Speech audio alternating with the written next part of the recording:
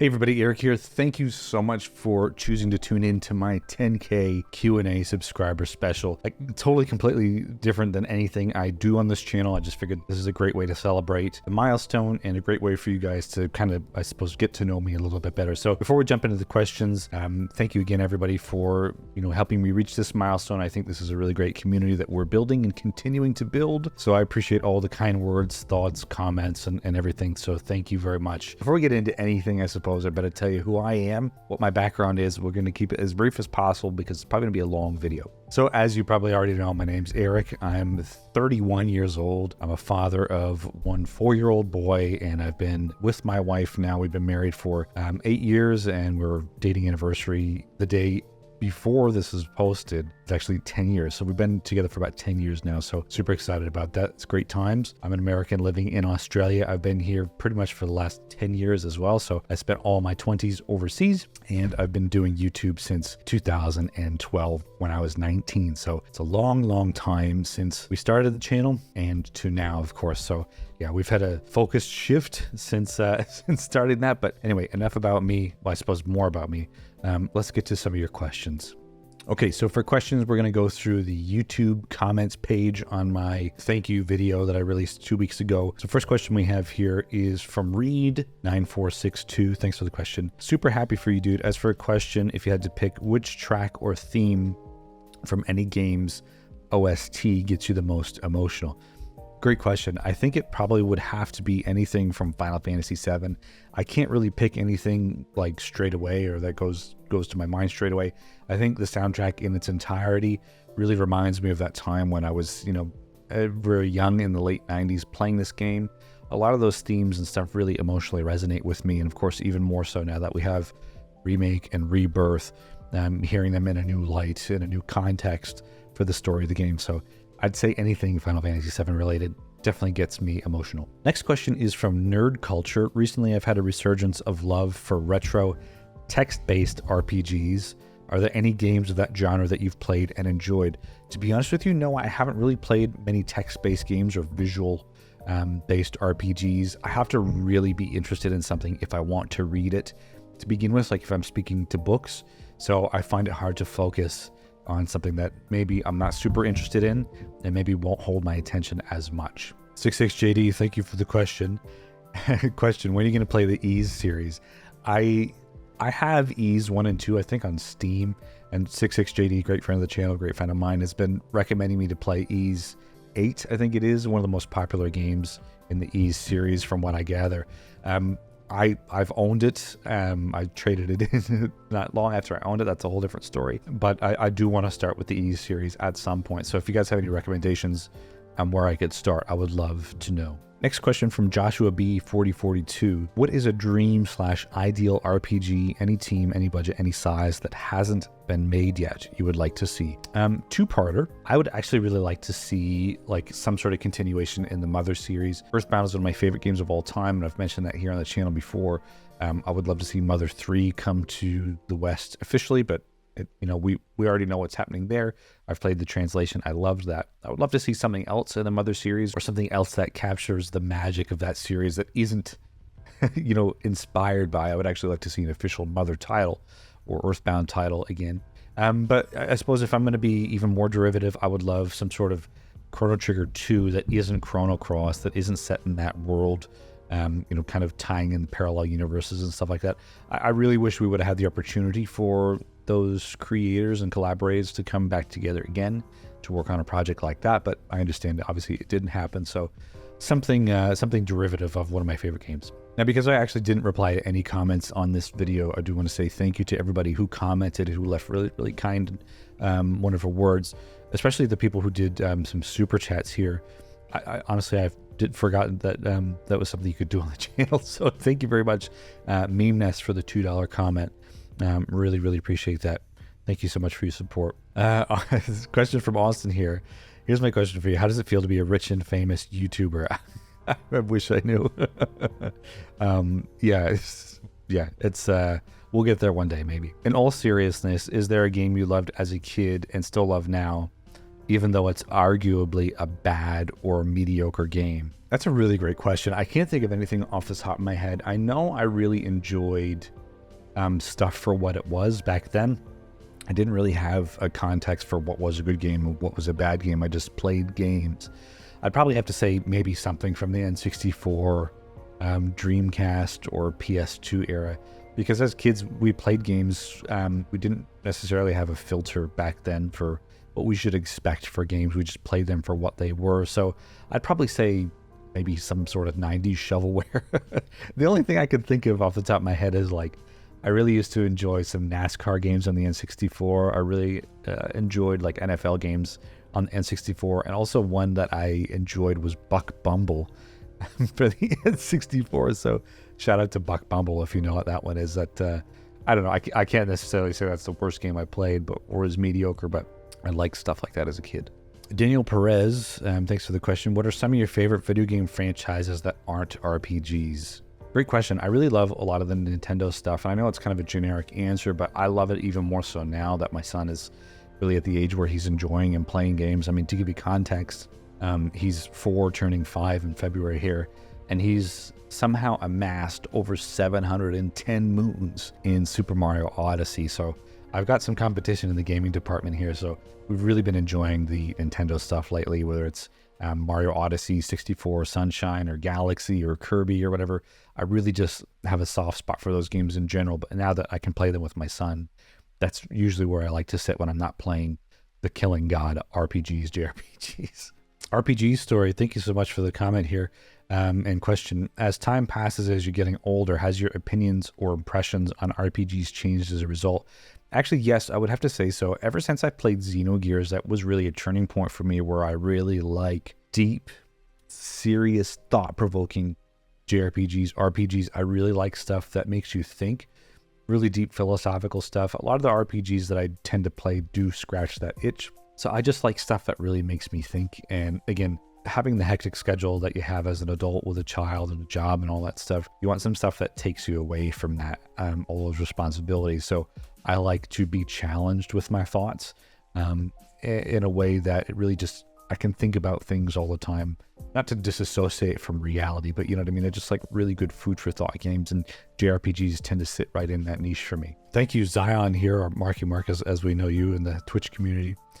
Question, if you could team up with any composer or composers to make your dream soundtrack, who would it be? Obviously, if you know me, you probably know my answers. It would be Uematsu or Mitsuda.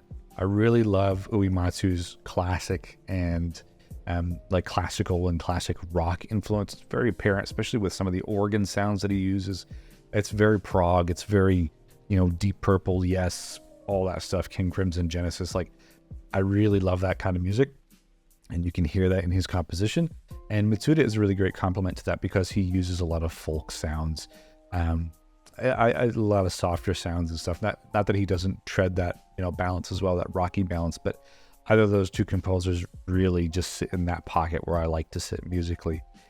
So being able to team up with either one of them would just be lifelong dream. And you never know. Graph Karate, 1799. Thanks for the question. You recently did a video of JRPGs you haven't played yet. What if you had to pick one to play right now? What would it be? Actually, funnily enough, it would be Lost Odyssey, and I'm playing that right now. I'll probably explain this later on in a video, so spoilers at some point when I do this. I think 2 weeks ago now I put out a video of JRPGs I haven't played yet, series I haven't played yet, and Lost Odyssey was in that video. And 2 days after I decided to look at the Facebook Marketplace, I just typed in Xbox 360 and I saw Lost Odyssey in a lot of Xbox 360 games and an Xbox 360 for $70. So as soon as I saw that, I zoomed in. I was like, oh my gosh, I need to have that. So I messaged the seller. I'm like, is this still available? Are all 4 discs available in that game? Yes. So I managed to score that. And I just started Lost Odyssey. I'm 5 hours into the game right now. I'm sure 2 weeks later when this video is actually up, I'll probably be more than halfway or a third of the way through. But so far, so good. So great question, great timing. And I'm really enjoying that. And I can't wait to actually officially talk about it once I roll the credits. Jack Daddy 23, thanks for the question. My question is, if you could wipe your memory just to play one game for the first time again, what would you pick and why? I talked about this in a video not too long ago of games I'd like to forget. There's so many, and when I wipe those games, I suppose I wipe all the memories associated with them as well. I mean, like I spoke about Earthbound, I'm a massive Earthbound fan.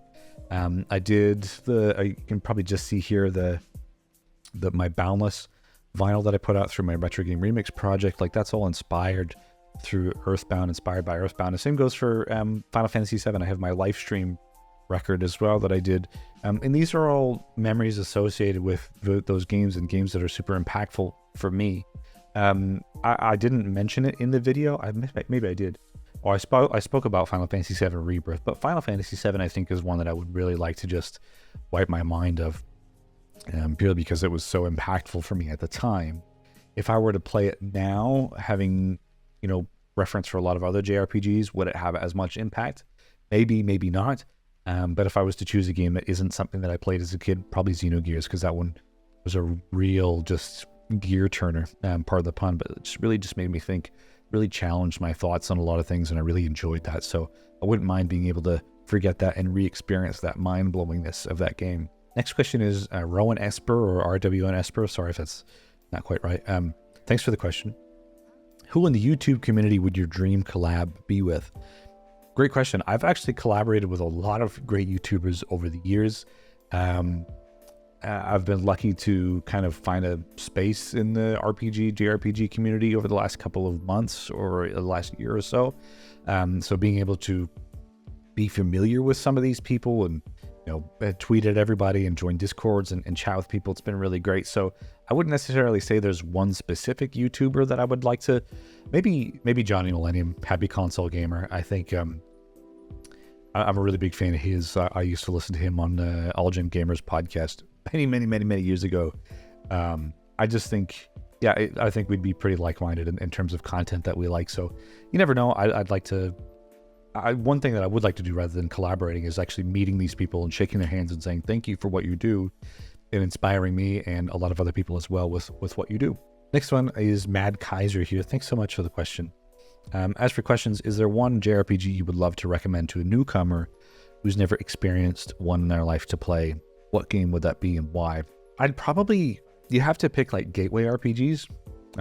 Two that come to mind would be Super Mario RPG, would be the remake. That's really great. That's accessible. The game isn't too hard and it's not too long either. That's one of the few JRPGs, in my opinion, that doesn't overstay its welcome and is just long enough and just great enough of an experience that you're left wanting more. As far as something that's a little bit deeper that can be challenging is Earthbound. I really love the charm of that game. It's super quirky. I've said this many times, I'm a huge fan of Earthbound, so I'd say as far as JRPGs to get into, either Mario RPG or Earthbound, great games. The One Guy 420, thanks for the question. For a question, how about what character theme is your favorite? And just because I didn't want any confusion, I meant what music, not archetype. Well, of course, there's a lot of archetypes and tropes that go with character themes and stuff. But I suppose as far as themes, I would probably have to say either Aerith's theme or Tifa's theme.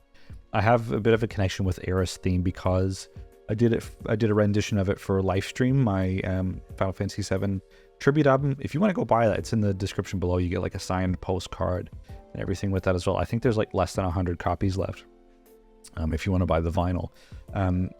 Tifa's theme is another great one. I just have a really soft spot for those two themes in particular, especially when you hear them in the right context. Not necessarily like the PlayStation 1 sounds, but like rearranged sounds or orchestrated sounds. This is why I love rearranging video game music for like my Retro Game Remix project, which I don't speak enough about on this channel. But I have a really deep appreciation for those two themes in particular, very emotionally charged themes for me, in my opinion. Hunter M, thanks for the questions here. I'm going to rapid fire them because there's like more questions here. With the fan community being mixed on Final Fantasy 16 because of its battle system, would you like Final Fantasy 17 to continue with a more experimental battle system or play it safe? I think the thing that we need to appreciate about Final Fantasy as a series is it's always daring to change and grow and evolve. So I would like to see something different. I mean, Final Fantasy 16 is quite a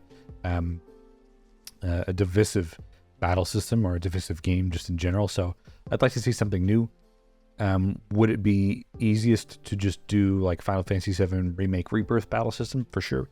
But does that mean it's going to suit the next game? I don't know. We'll see. But I'm really anticipating what they do next. If Square Enix decides to take inspiration from the fighting game genre and add guest characters to Final Fantasy, who would you like to see? That's a great question. I actually don't know if I have an answer for that. I'm not that big of a fan of fighting games beyond Smash Brothers. I know I'm kind of basic in that regard. So seeing all those characters interact and fight with each other. I mean, being able to have Sephiroth and Cloud versus Pichu or something like that is just beyond ridiculous. So that's probably my take on it. So I'm sorry, I can't answer that properly. If you could have any fellow YouTuber on your channel as a guest, who would you like to collaborate with? Just a little bit ago, I mentioned Happy Console Gamer. I mean, I've already worked with a lot of great YouTubers as well. Some people I've reached out to that haven't responded. I think I would rather, I don't know, I can't pick anybody because I'd rather things just happen organically, to be honest with you, because a lot of the people that I've worked with on my channel before aren't necessarily people that I would have been like, yeah, I want to work with you, because I didn't really know about them. So as I've grown in the community and met more people, I've met other creators and content creators who I'm like, yeah, let's chat, let's work together, let's do something. And if it happens, it happens. And if you could have any sequel to any Final Fantasy game, which would you pick? I would like to actually really like a prequel to Final Fantasy VI. I want to know what happens with the War of the Magi. I want to know more about that. And I think it's something that we don't really have a whole lot of context for. So, I mean, even just the events, leading right up until the opening crawl of Final Fantasy VI would be super interesting. So I'd like an insight on that. Thanks for the questions. Fem Trooper, thank you so much for the comment. Big fan of your channel, of course. What video game character are you having dinner with? That's a great question. To be honest with you, I'd probably say Kirby, because, I mean, I can be hungry sometimes, not quite Kirby hungry, but I would imagine there'd be like a whole gourmet table full of food that I could choose from, and I'd have to act. I would have to act fast, otherwise he's going to inhale it all at once. The other question you have here is, what are some JRPG series or games you can't seem to get into or don't like? To be honest with you, I know this is a bit of a cop-out answer, but I don't play stuff that I know I'm not going to like. So really haven't touched Persona, I haven't touched the Trails series, and I mentioned that in one of my recent videos. I'm unsure if I'm going to like them because I don't really like social stuff in games. I don't want to have that commitment. I just feel like it's going to muddy the story for me personally. This is coming from somebody who hasn't touched the game, so it could be wrong. So I'd say probably the Persona series. I don't know if I'm going to be able to enjoy it yet, but I haven't actually tried, so that's kind of my cop-out answer, but it's an answer nonetheless. Shinky, thank you so much for the question. If you could square dance with any video game character, who would it be? To be honest with you, I think after the Honeybee Inn scene in Final Fantasy VII Remake, it's got to be Cloud. I mean, because like he's killing it. I think it would be hilarious to do something like that. Gainesville 1665, first JRPG ever played, Final Fantasy VII, as with many people who are probably my age, with a PlayStation back in the late 90s, Final Fantasy VII. It's Meadows. Thank you so much, dude, for the questions here. It's Meadows is one of my best friends in real life, so appreciate the comment here. And the questions. Question number 1, what's the most embarrassing thing that's ever happened to you? And question 2, what's the most awkward client/customer interaction you've had across all your jobs? Oh my gosh. I think I could probably roll that into one. I don't know necessarily if it's like my most embarrassing thing, but it's probably up there, and it's not on my behalf. For many years, I worked as like a phone repair technician and doing iPads and computers and phones, of course. And I remember one instance, somebody had an issue with their rear camera on their phone. And if you have iPhones, you probably know, if you go to your actual camera app, you can see in the bottom left-hand side of the screen the most recently taken photo or recently saved photo. Let's just say there was this woman that came in saying that she had an issue with her camera. And I say, okay, great. Can I have your phone just so I can test it and see what the clarity looks like? You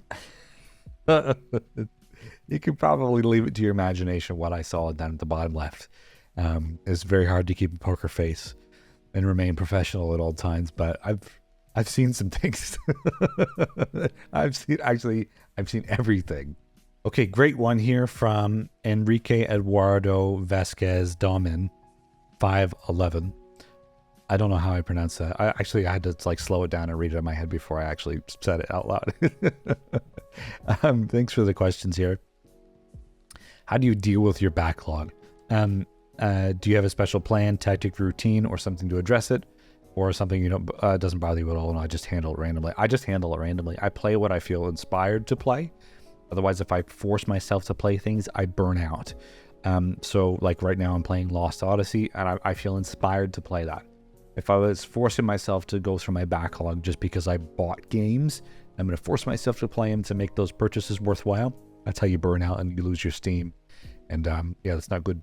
Question here from Chris Dillon, 8376. What brought you to Australia? Great question. I came here 10 years ago in 2014 when I was 21 on a working and holiday visa, just to do something different because where I was from at the time and living and working at the time in Syracuse, New York, there didn't seem to be much there for me. And I felt like as a young adult, I needed to go out there and just live my life and do something. I've always been a very independent person. I've always been a very driven person. And the challenge of going overseas and going there without a plan and like $6,000 in my pocket, because that's how much you had to save as per the visa conditions, which mind you, I worked the entire summer for, and they didn't even look. So that was something else. Very challenging to do that, and they didn't even bother to look at my bank account. I did the whole international transfer and everything from US to Australia. It was a total pain. But 5 days after I arrived, I met my wife-to-be, and as I said earlier in the video, the day before this, September 2nd, is our 10-year dating anniversary. So I've only been back to the US twice in that time in the last 10 years, which isn't enough in my opinion, especially with family over there. But maybe YouTube will take off and I can actually afford flights. But yeah, that's working a holiday visa. Just as an experience for me in your 20s, the best thing you can do as somebody who's younger is leave your hometown. Honestly, take it from me. Another super chat here from Cody Christian, aka Nerdwire on Twitch. Thanks so much for the $9.99 comment. You guys don't have to do this, but I appreciate it. It helps keep the lights on. So thank you so much, and great to hear from you. Hope you're going well there. Great question here from one of our besties of the channel, Chicken Fillets. Weirdest moment in your YouTube/Twitching time? It would have to be anything on Twitch. For those that don't know, I was actually semi full-time on Twitch a couple years ago, from like 2021 to end of 2022, 23. There was a lot of weird stuff that happened on there. I think probably the weirdest instance, if you know me, you already know what I'm going to say. There was somebody who would come into my Twitch chat all the time and just call me daddy. To be honest with you, the only person that should be calling me daddy is my wife. She's going to cringe when she hears that. Sorry. But it's just so weird. I don't know. I don't look at myself in the mirror and think, damn, what a man. But apparently this person did. So I don't know. It got to the point where it became like pretty uncomfortable. And anytime I would open the phone lines in my Twitch chat to take calls, you get calls like speed dial. As soon as I'm like, here's the phone number, call in, boom, rings. Yeah, it was just weird. To be honest with you, she's probably gonna watch this video. So if you're there, hey, there you are. Thanks for watching my content. Make sure to like and subscribe. Question here from KN Goshen 3650. I noticed you have several beautiful guitars behind you. What's your musical background? Are there videos of you playing guitar I should or could watch? Yes. So I mentioned before, my other project is a channel called Retro Game Remix. I have released like 14 albums or something by now over the last 10 years. I actually have another album coming out on vinyl at the end of September or October. It's like 30 songs. It's a double LP. You can buy all the music on Bandcamp at the link below. You can watch all the YouTube videos on the link below as well, or stream it on Spotify. That's where a bulk of my musical stuff has gone for the last 10 years or so. But I have a lot of great guitars behind me for those who are interested. A 2017 Gibson Les Paul Traditional, an Epiphone ES335 Dot. It's like the Gibson inspired by one, so it's the newer one with kind of the semi-open book headstock. I have Paul Reed Smith Silver Sky SE, great guitar. I have this one here. I'll show you. This was actually my very, very first guitar ever, and I've refinished it a couple of times. This was originally a Epiphone Special 2. I did a double cutaway many, many years ago, and I had it refinished. It's really dusty now, of course, as you can tell. But I removed the neck pickup, so it only has the bridge, which is a Gibson Dirty Fingers, so it's really high output pickup.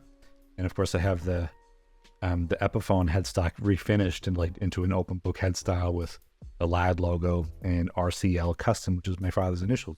So this was my first guitar ever. It's been through it, but I don't really play it anymore. It needs a setup. Okay, behind that is it's called a Yamaha. I think it's Pulsar bass or something like that. It's a 1978 Yamaha P bass clone. But the neck on that was bad, so it was replaced with a Squier Silver Series neck, which is, if you know the Silver Series, it's really good. They're using actual genuine maple and rosewood for that fretboard, which is really good. So great bass. I don't use it enough, but it's good nonetheless. And then behind that is my 1975 Rickenbacker 4001. That's like holy grail stuff. I managed to find that in a music shop in Syracuse on a whim, and I then decided that I needed to sell everything I owned to get it, including my game collection. So that's like a family heirloom, that one. And then last behind that is my pink bass, which is a Bacchus WL343 or 434. It's a really, really great jazz bass style bass. Better than any Fender things that I've played in my years of playing. I played bass in bands for years and years, but I think and drums as well. But guitar is where my heart is. I feel I can be most expressive on that. And then lastly behind that is a Martin, like it's a Martin D28 clone. It's a Sigma acoustic guitar. It's a really great, really well built acoustic guitar, and it's very affordable. Great sounds. I love it. I don't play guitar as much as I should. I'm too busy with work, to be honest with you. Normal 9 to 6 work, 50 hours a week, which is just ridiculous. So the sooner I can grow on YouTube, the more I'll be able to have time to play dad around the house here, and have more time for guitar as well, because music is really the thing that heals in my life. Playing music is something that I don't do enough of, unfortunately, because of time. Quack, thanks so much for the great question, dude. What's your opinion on Donkey Kong Country 2, and is it secretly your favorite game? I like Donkey Kong Country 2. I don't like it as much as I like 1. I definitely don't like it. I don't like 3 at all. I'd say would go 1, 2, 3 in terms of my order of preference in that series. Yeah, but great game. It definitely super challenging towards the end of the game. Oh my gosh, Dixie is the savior of that game. And Rare, the developers, they knew that. I do love the game, though. Kensleby, thank you so much for the wonderful question. If you could bring one American snack item over to Australia permanently, what would it be and why? Well, as an American overseas, I often miss American snacks. But when I do have snacks from the U.S., I tend to get heartburn.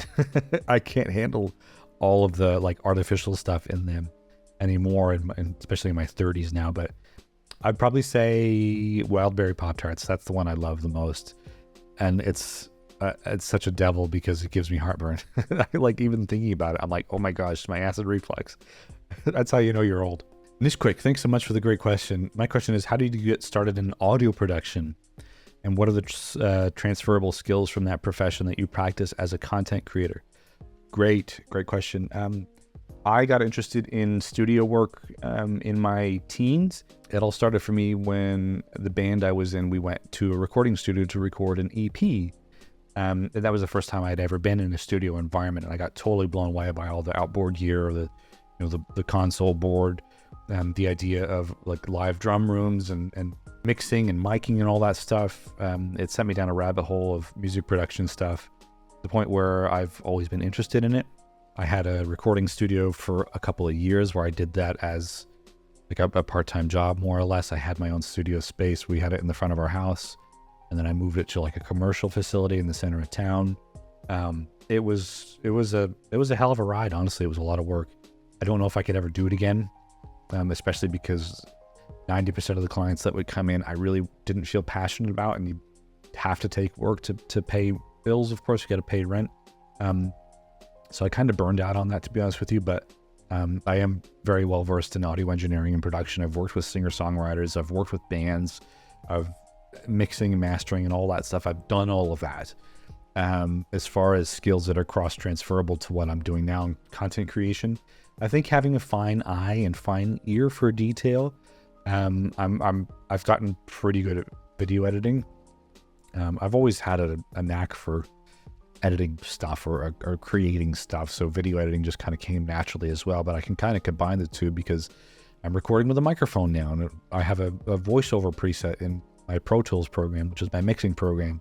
I have all the software still for doing that. That's why a lot of my voiceover sounds pretty clean. So I think, I don't know if there's anything that's necessarily cross-transferable, but I've always had my hands in a bunch of different places, like irons and different fires, and I just borrow from here when I need to get something from here, and borrow from there when I need to get something from there. So I'm still very active with doing creative stuff. It's just in a different way now. So I think if you're interested in content creation, you'll find there's a point where you need to mix your audio, you need to edit your video. Like it's all kind of under one blanket, I suppose. So a lot of it is cross-transferable as I need it. Next question comes from King Noah the Third 6689. Do you play any monster catcher Pokemon style games? To be honest with you, I don't. I burned out real hard on the Pokemon series when the Diamond and Pearl remakes came out. Then the Arceus game came out, and I was like, all right, I'm going to give it another shot. I kind of like that. And then Scarlet and Violet came out, and then I played Violet, and I burned out hard on that. I just don't have it in me to play any other games like that. And even the Dragon Quest Monsters one that came out recently, it's not my thing. So I really don't. I think when I was a kid, if I would have played a lot of those games as a kid, I mean, I loved Pokemon, but that format, I just cannot do it anymore. Fato Gaming, thanks so much for the comment here. As for my question, if you were a JRPG protagonist, which weapon would you want to yield? I mean, it's going to be the Buster Sword for me. That's the most classic JRPG weapon ever. And if I was going to be some sort of protagonist, probably some sort of sword. Next question, and the last question on this video, I'm going to post it a few weeks ago, comes from Uncle Dude 19. What's your favorite Final Fantasy character of all time? Cloud Strife has to be the face of Final Fantasy, easily. Okay, next we're moving on to my YouTube community page. We've got a couple questions over there from you guys to add to the video, so let's answer those now. Question here from Mecha Otaku Gamer. Would you agree that the PS2 has the best lineup of JRPGs, or would you say it was the Super Nintendo? That's really hard to say. In terms of like strength of the library, I'd probably have to say, it's hard. It's a toss-up between Super Nintendo and PlayStation 1 for me, to be honest with you. I played a lot of PlayStation 1 JRPGs when I was a kid, and there's still a lot that I haven't played. But in terms of like classic, golden era, like genre-defining stuff, it's got to be the Super Nintendo. Super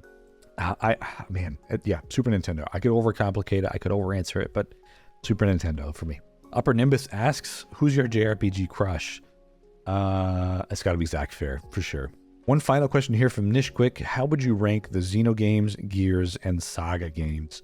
I would probably have to rank Xenogears as number one. That's my favorite. Saga would be last because I haven't played it. I've only played probably 8 hours of Xenosaga 1. And then Xenoblade Chronicles as a series is incredible. But there's still a lot of it that I don't really like. Xenoblade Chronicles 2 is a game I could not get into. I have no desire to play Torna. Xenoblade 1 was an amazing game. Xenoblade 3, however, I think might be my favorite out of the series, especially with the Future Redeemed DLC. That was a hell of a game. And that game made me bawl like a baby. I loved it. So Xenogears, because it's deep philosophical stuff. Xenoblade Trilogy was just incredible. A crazy experience. And then Xenosaga last, because I'm still getting there. Danny Valentine. Next question comes from Danny Valentine. What inspires you musically for RGR? And will Duffin and Ladd ever record new music? Oh my gosh. That's a question I did not expect to see. All right, let's tackle this one first. What inspires me for Retro Game Remix? Okay, so to give you context, last year I released a Wave Race 64 rearranged album called Dolphin Park. And I grabbed a couple of songs from the original soundtrack and I composed 2 brand new ones that are styled that like sound like they could have been lifted from that game. I'm a huge fan of Japanese fusion jazz like Cassiopeia, T-Square, Dimension. I really love bands like that, and I really wanted to play something and create something in that kind of sphere or that genre. And that's exactly what I did, and I think I did pretty well at it. So a lot of that stuff, like the Japanese fusion stuff, has really inspired me and like reignited a fire in me musically. To do all that, I'm kind of in a burnout phase of music because over the last year for Retro Game Remix, I've actually released 3 albums. Dolphin Park, which is the Wave Race soundtrack, Turn-Based Volume 2, which is Super Nintendo 16-bit JRPGs. So you've got stuff from like Terra Enigma, Final Fantasy 6, 4, 5, Tales of Fantasia. There's just a lot of deep cuts on there. So I highly recommend checking that out if you haven't already. And then Level 10, which is my 10-year anniversary album, which the digital release I think had 31 songs. The vinyl will have 29 just for time constraints. But even just going through and remixing and remastering, and in some spots replaying things really took it out of me. So I'm a bit burned out on music at the moment now, and I'm trying to tread carefully because if I pick up a guitar, I want it to be for enjoyment, not for work. If I do it for work, I will burn out. So I'm just in a lull period right now, but the Japanese stuff has really inspired me. And your last question here, will Duffin and Lad ever record new music again? If you don't know, when I came to Australia on my working and holiday visa, as I mentioned a couple of questions ago, I met my friend Nathan Duffin, fantastic singer-songwriter, and that's kind of like the first opportunity I had to work with somebody who had original songs and then kind of like come in and rearrange and co-write and produce and stuff like that. I mean, like, I would definitely do it differently now. So, I mean, you can look Duffin and Lad up on Spotify and see the EP and then the album that we posted, or that we put up a few years ago. But it was good stuff, definitely a product of its time. I would do it a lot differently now. It would sound a lot better. Will we ever record music again? I'd never say never. But he's busy now. He's got 2 kids and stuff and works full time. So I'd say probably not likely, but hey, you never know. Great question here from Generation Pixel. Atlas, Sega, and Square Enix. Only one can stay, meaning you're no longer allowed to play any future RPGs or revisit their back catalogs. Which 2 do you sacrifice? Oh, that's hard. That's hard. It's going to have to be Sega and Atlas because I'm such a diehard Square fan. But now I'm more on board with Sega as well because I'm playing the Yakuza series. I've played all of that, and I'm sure the next game in the series might be turn-based as well. So that's a hard one, but Square Enix reigns supreme. Okay, now for the last bit of the Q&A here, we have some questions from my Discord. If you guys want to join the Discord, I do have the link down below. I mean, we chat all the time on the regular, so if you not only want to chat with me, but a lot of other great people here, please consider joining. Some really fantastic people here, so let's get to these questions here. Okay, first up is Tantacles. Is Squall dead or just lazy? That's a great question. I can probably say I really want to buy into the Squall is dead theory. I really do. I know it's been debunked, but I really want to buy into it. So I'm going to say, you know what? I think he's dead. Also, don't buy a boat. Poetic Rider 17 asks, what's the next Final Fantasy game you would love to see get remastered or remade? Oh, great question. I think I would like to see... I mean, there's been so much about Final Fantasy 9, to be honest with you. I would really like to see that kind of brought into 2024. I know it's been rumored, and I'm leaning in that direction because I've heard so much about it, and I just want to see it happen. I know there's the Memoria project, which kind of revamped it visually. That looks great. So that's, you know, a teaser for what could be. Who knows? But I think I'd like to see some Final Fantasy 9 because I don't think that game gets enough credit. Retro Brandon asks, what's your favorite non-RPG?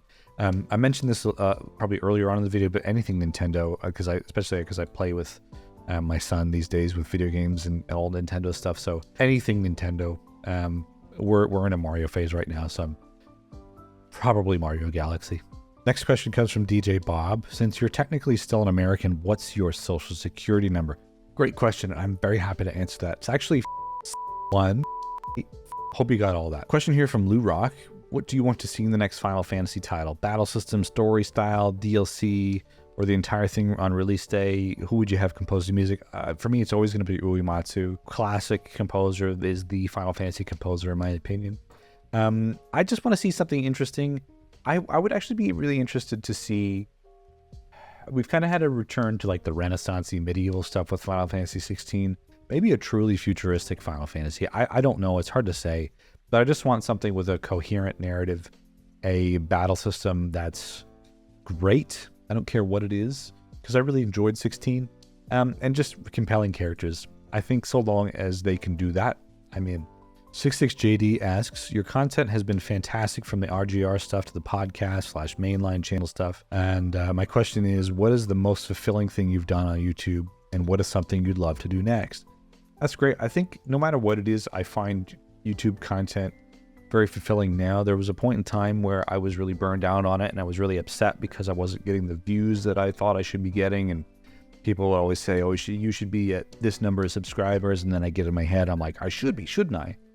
But nowadays, I just think it's gratifying for me to stay consistent, doing videos each week. I don't know how long I'm going to be able to do that. I've done it for almost a year now. And of course, that's where we've had a lot of the growth come from, as I never thought I would get to 10K subscribers, but it comes from consistency, putting stuff out there, and just challenging yourself to do it. So like the most gratifying thing is, of course, hitting 10K, but also like being able to interact with the community. And as I grow as a creator and a little community here, it's great to be able to meet people through what I do.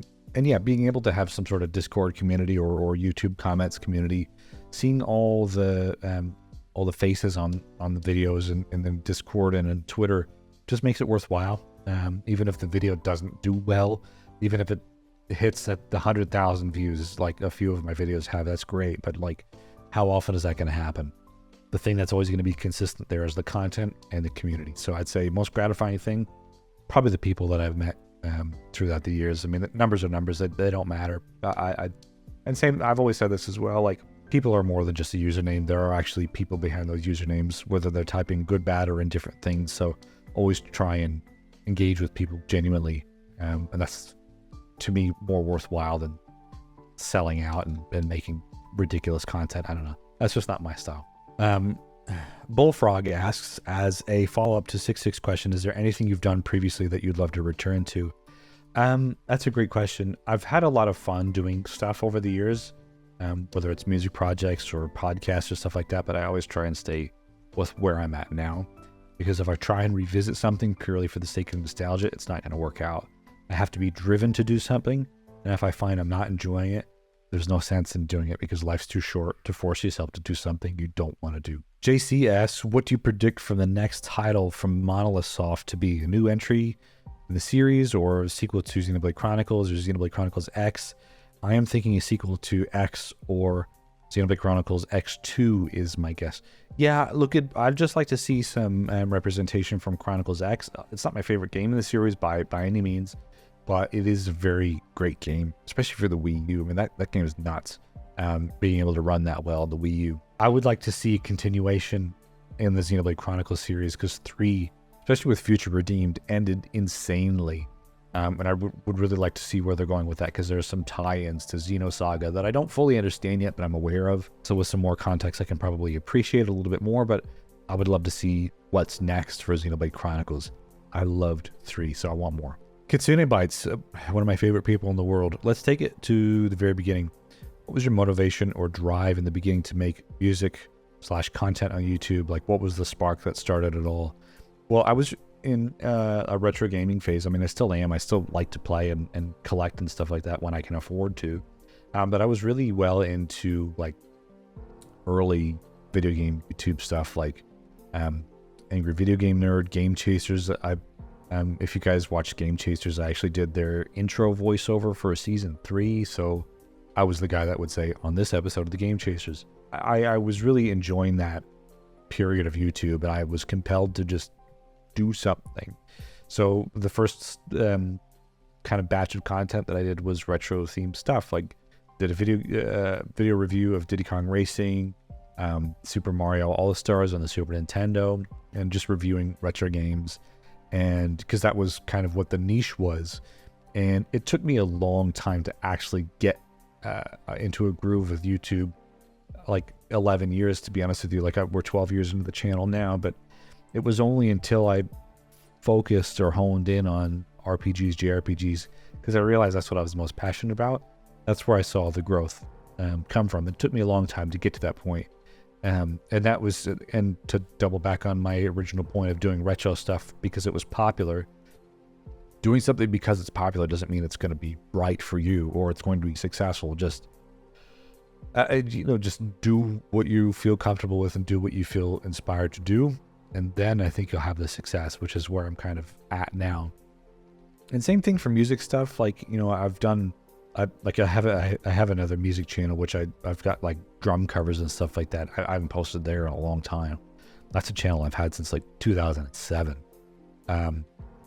Just posting stuff as I feel fit, whether it's for this channel here or Retro Game Remix, where I haven't posted in a while, because right now I prefer to do albums, like actual vinyl release project, because you can license them and actually make a decent bit of coin doing so, and it's worthwhile. Whereas doing Retro Game Remix content for YouTube, I can make an entire album, I can produce an entire song in like a couple of weeks, put it out to YouTube, and it gets like 100 views, and that's just not it for me anymore. I feel like I need a lot more out of it because I put a lot into it. So yeah, look, music stuff, I love music, so I'm passionate about that and passionate about video games, so I just threw myself out there and just see what stuck, and I'm still working on that, to be honest with you. So that's probably a roundabout way of answering, and I could ramble a lot more, but yeah, we'll leave it at that. Upper Nimbus asks, why are you so dashingly handsome? I don't think so, but thank you. Katsuna Bites again, did you ever get a new barber? That's hilarious, because as my channel started to grow a couple of months ago with the Final Fantasy ranking videos, people thought it would be a really great opportunity to pick on my hair for whatever reason. I don't know what that was about. Saying like this hairstyle doesn't suit you or whatever. I'm like, honestly, who the cares? Honestly, who cares? And what is it to you, what I look like or what I do with my hair? But actually right now, the last haircut I've had was in June. It's end of August right now. I'm actually growing my hair out just a little bit, just to be long enough so I can kind of style it back. You can kind of already see how it's going to grow, but save money on haircuts and just try a different style. I'm in my 30s now, so let's do something different. Austin asks, what do you miss most about the United States of America, the best country in the universe? As somebody who's been out of the country for so long, there's a lot that I'm sure I miss, but I actually don't know. I feel like I mentally matured overseas. I feel like I grew up overseas. So I haven't really been an adult in America, so I don't know. Obviously, I miss my parents and my brother. And my cats. I mean, that's really it. I haven't had enough experiences in recent times to be like that. I know there's a lot that I want to do, but I can't miss it yet because I haven't done it yet. You know what I mean? So I probably, aside from family, food, of course, I do like American food, but I got to be careful because I can really put on the pounds because I can overeat stuff there. It's just so easy to eat, but how good is artificial stuff for you, really? With all that corn sugar or whatever that's whatever it's in all that stuff. Okay, last question comes from Kitsune Bites. When is the American tour? So when am I going to come back to the States? Great question, dude. If I could afford it, I would be there. Easy as that. Last time I was back home was 2018. So I haven't seen large portion of my family since then. I haven't seen my brother since then. I haven't seen my father since then. My son hasn't even met my family yet, other than my mother. It's one of those things that, like, I could have a funny answer about it, but like, it is a serious thing. Like, when you decide to move overseas, there's a lot that you sacrifice in doing so, but I can't complain because it's my decision. You know what I mean? But I suppose that doesn't take away my opportunity to be able to feel certain things about it. So life as somebody overseas is very interesting. If I could be there yesterday, I would, really. And I worry as an adult who's been overseas for so long, I feel like, do I lose my identity going back to the States? Do I mean anything going back to the States? Does it erase the last 10 years going back to the States? You know what I mean? Like, it's a lot. It's a lot to think about. They're very introspective questions. Sorry to derail it and make it serious for the last question here for the video, but man, it's a lot to think about. It's a lot. It's you're faced with some real harsh realities living overseas. I'm 32 hours away from upstate New York right now, so it takes however long to fly over there. So there's a lot to think about. But as far as my American tour, I'll get back there as soon as I can afford it. Honestly, I mentally, I still operate in Eastern Standard Time. I really do. So I hope that answers that. So there we go. 1 hour later, I've answered all your questions. I hope I have answered them to the best of my abilities. Thank you so much if you stayed listening this entire video. I'm exhausted now talking for an hour straight. I generally don't do that, so I'm like mentally wiped out. So I hope you have enjoyed learning a little bit more about me as far as a person and as somebody who creates weekly content focused around JRPG stuff. And you know what? If you guys want to tell me more about you, I would love to hear more about you, because I really strongly believe in building a great community that we have here on Discord and YouTube and the occasional tweets that I put out. So if you guys want to follow along, I'd love to have you guys. If you have watched this far and you're not subscribed, I mean, you're invested now, so you might as well hit the like and subscribe, and yeah, comment down below. Let me know your thoughts on the video. Let me know some thoughts on any points here, and hopefully this video has kept you occupied for the last hour or so, whether you're driving or working or just sitting on the couch watching me, which I definitely wouldn't recommend doing that. I don't know how that would be interesting, but hey, oh my gosh, I'm tired now. Anyway, thanks for watching. See you next week.